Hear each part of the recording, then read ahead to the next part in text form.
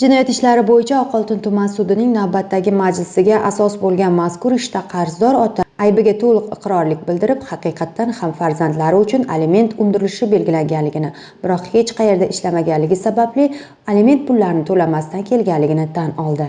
Fuqarolik ishlari bo'yicha Izboskan tumanlari sudining 2018-yil 11-maydagi qaroriga asosan qarzdordan 2 nafar voyaga yetmagan farzandlarining moddiy ta'minoti uchun aliment undirish belgilangan.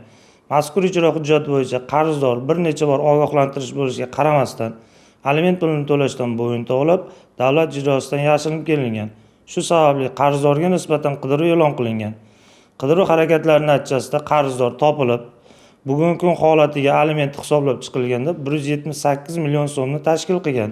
Qarzdorga nisbatan to'plangan hujjatlar javobgarlik masalasini ko'rishlik uchun jinoyat ishlari bo'yicha Oqoltin tuman sudiga yuborildi.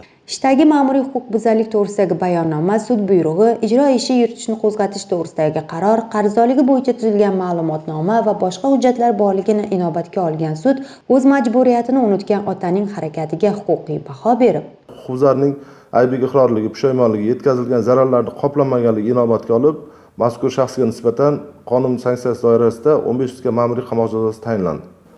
Mazkur qaror sudlanuvchiga 15 kun ozodlik qadriga yetishi uchun sabab bo'ladigan bo'ldi. Eng muhimi, bu kabi otalar ishsizlikni bahona qilib, aliment qarzdorlikdan qutulib qolish imkoni yo'qligini tushunib yetadigan bo'ldi. Bu kun Mag'firat Xudoyberdiyeva, Sirdaryo.